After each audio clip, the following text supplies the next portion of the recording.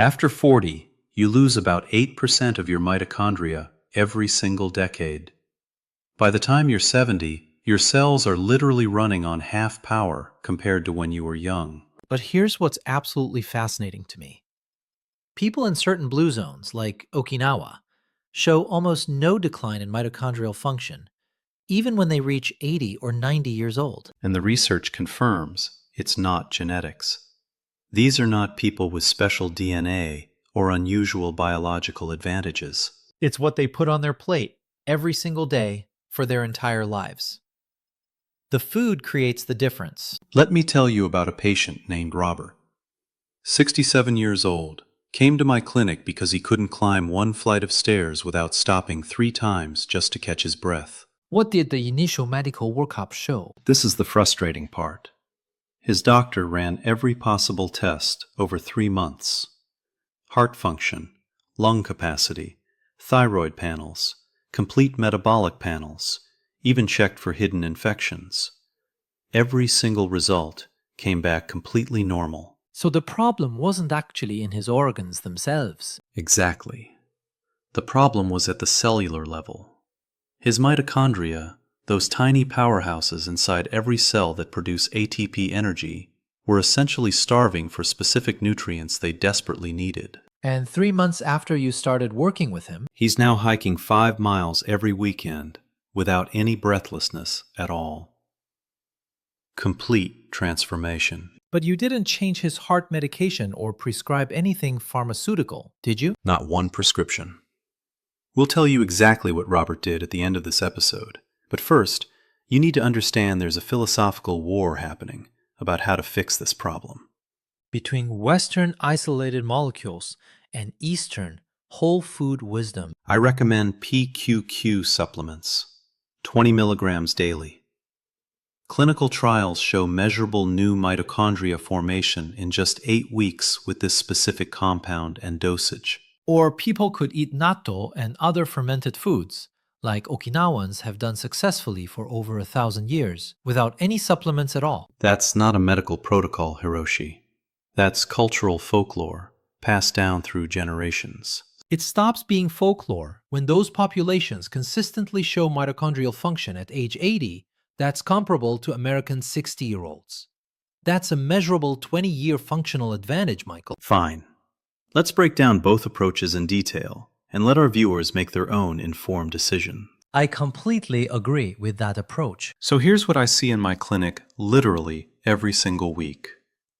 Middle-aged and older patients come in complaining that they're exhausted all the time, despite sleeping 7 or 8 hours. Brain fog in the afternoons, muscle weakness even without exertion. Exactly those symptoms.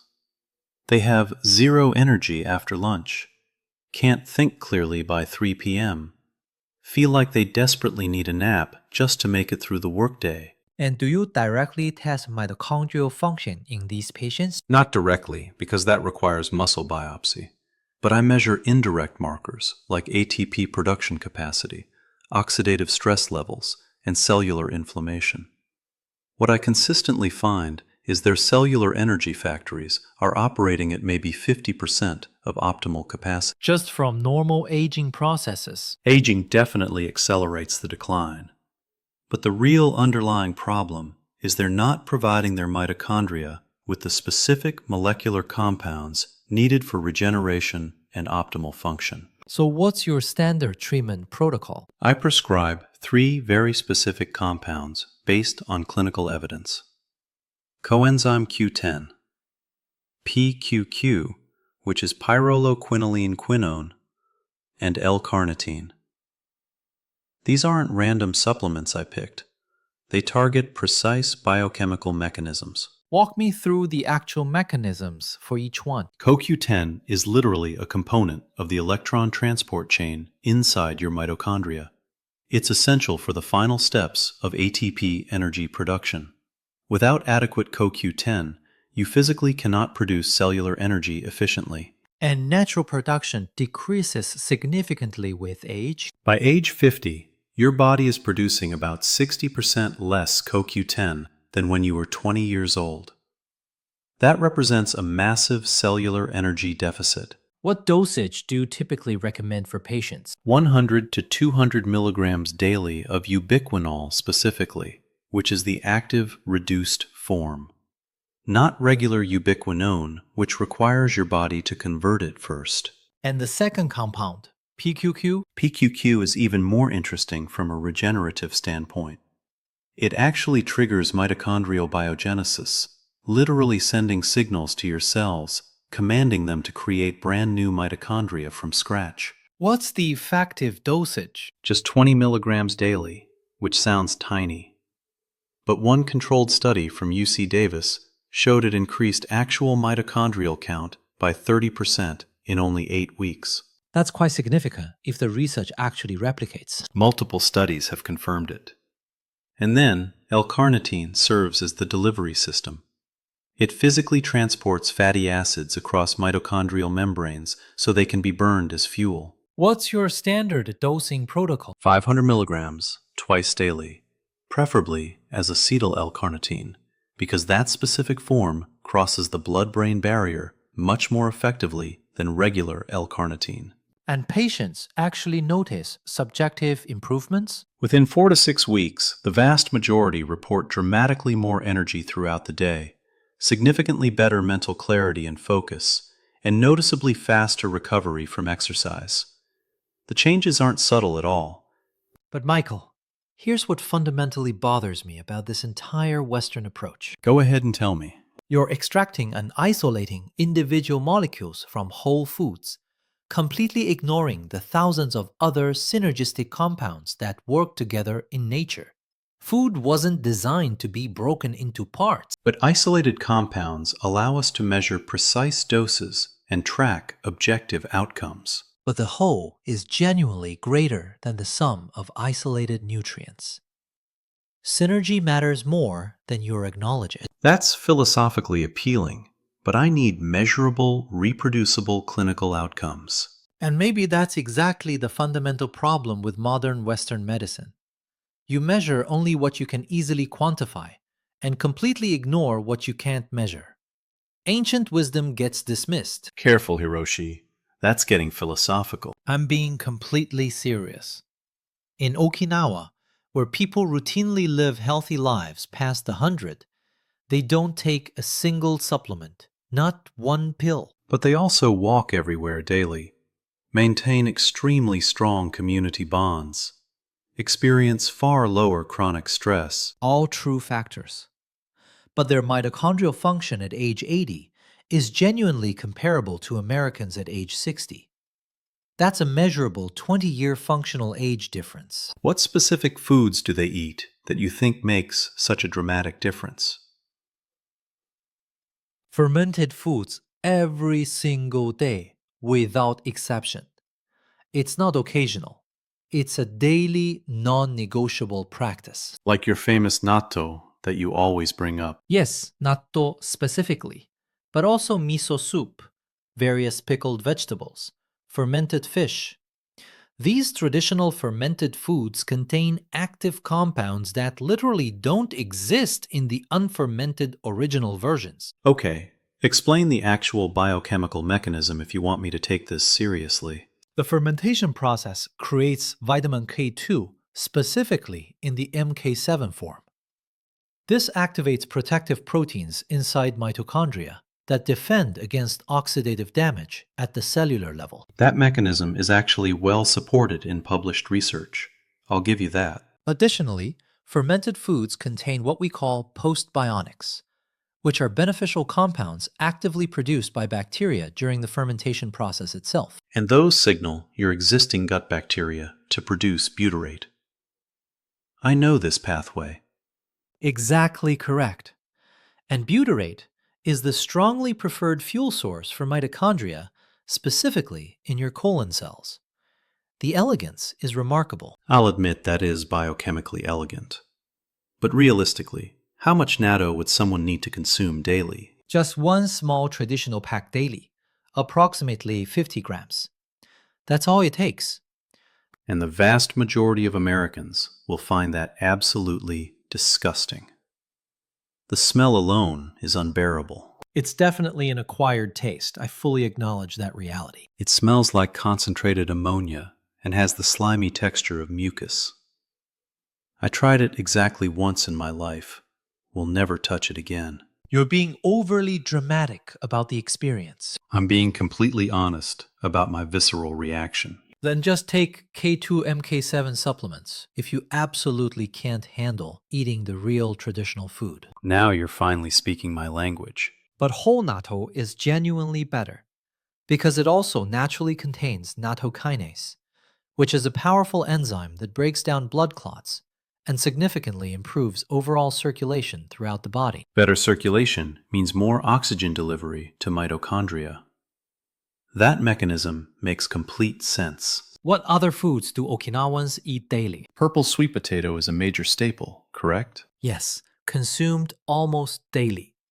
Extremely high in anthocyanins, which are incredibly powerful antioxidants that specifically protect mitochondrial membranes from free radical damage. That specific food I can completely get behind. Purple sweet potatoes are genuinely delicious, unlike certain slimy fermented beans. See? We can actually agree on something occasionally. They also consume absolutely massive amounts of green tea daily, specifically matcha preparation. Matcha contains extremely high concentrations of EGCG, which is epigallocatechin gallate. This compound stimulates mitochondrial biogenesis through similar pathways to your PQQ supplements. But they're getting it from whole tea leaves, not isolating it into a concentrated capsule. Exactly my point.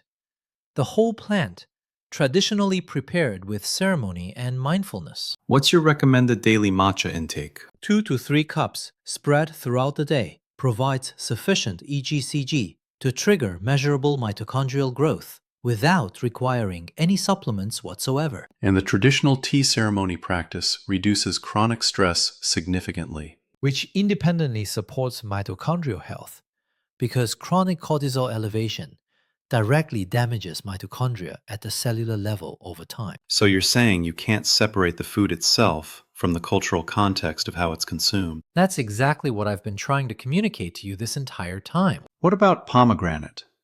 That's become increasingly popular in functional medicine circles recently. That's actually an excellent evidence-based choice. Pomegranate contains urolithin A precursors, which powerfully trigger a process called mitophagy. Mitophagy is the cellular process where damaged mitochondria get recycled and systematically replaced with brand new, healthy mitochondria. It's cellular cleanup. What's the effective dosage? About half a cup of fresh seeds daily, or approximately 8 ounces of 100% pomegranate juice, if you can tolerate the natural sugar content. Fresh seeds are definitely better. Significantly less sugar, much more beneficial fiber. Completely agreed. And omega-3 fatty acids from fatty fish are absolutely essential for maintaining mitochondrial membrane structural integrity. In Japan, we consume fish almost daily. Salmon, mackerel, sardines, various other fatty fish. And Japan's rates of mitochondrial disease are significantly lower than Western countries. That's documented. Is that correlation or actual causation? Probably both factors operating simultaneously. So can we intelligently combine both approaches? Western molecular precision with Eastern whole food wisdom. That's exactly what I do with patients who actually listen to recommendations and follow through. Let me give you the complete protocol. I'm listening very carefully. Morning routine. Start with matcha tea.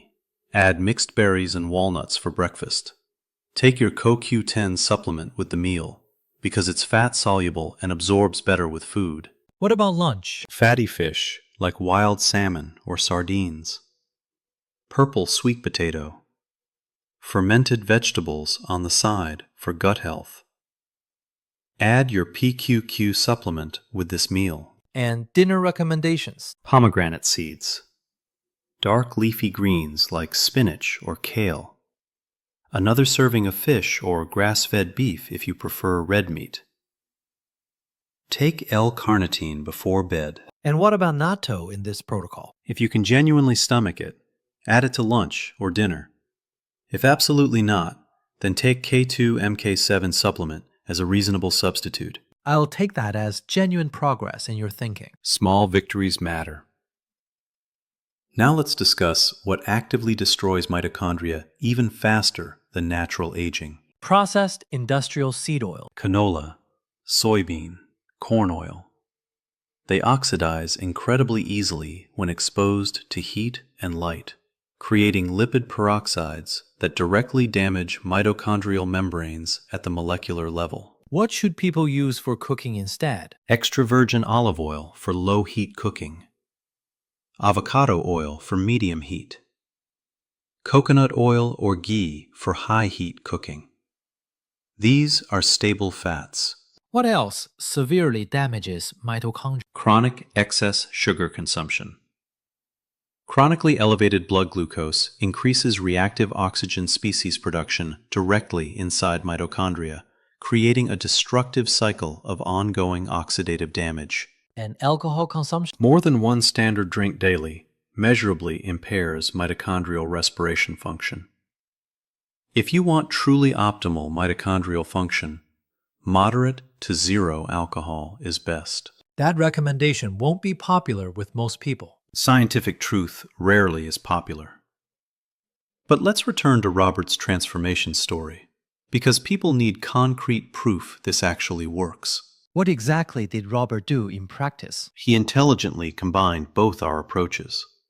Started taking CoQ10, PQQ, and L-Carnitine supplements at the doses I recommended. And the whole food changes? Added matcha every single morning. Pomegranate seeds with lunch daily. Fatty fish twice daily.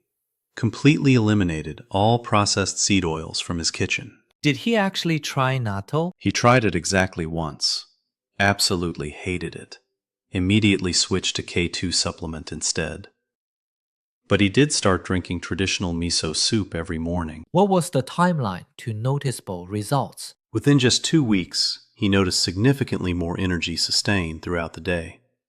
By week 6, he could climb stairs without stopping once. And at the 3-month mark? He started hiking again. 5 full miles on weekends without any breathlessness. His wife told me he seemed 10 years younger in energy. That's the genuine power of properly feeding your mitochondria. Western molecular precision combined with Eastern food wisdom. Sometimes we genuinely need both approaches working together. So here's exactly what you need to remember if you want to rebuild your mitochondrial function. Mitochondrial decline is absolutely not inevitable. You can measurably reverse it with the correct, comprehensive approach. Start with fermented foods if you can tolerate them. Natto, miso soup, kimchi, sauerkraut. Add CoQ10, 100 to 200 milligrams daily. PQQ, 20 milligrams. Omega-3s from real fish, not pills. Drink matcha or green tea daily. 2 to 3 cups spread throughout the day. Eat pomegranate and purple sweet potatoes multiple times weekly. Completely avoid processed seed oils. Minimize sugar. And limit alcohol to 1 drink maximum, or ideally 0. And critically remember, this transformation takes time. Robert didn't see dramatic results overnight. But within 12 weeks, his entire life and energy completely changed. Yours can transform too, with consistency. Always talk to your personal doctor before starting any new supplements, especially if you're currently on medications. But don't wait to improve your diet. That you can start literally today. Thanks for watching. Stay healthy.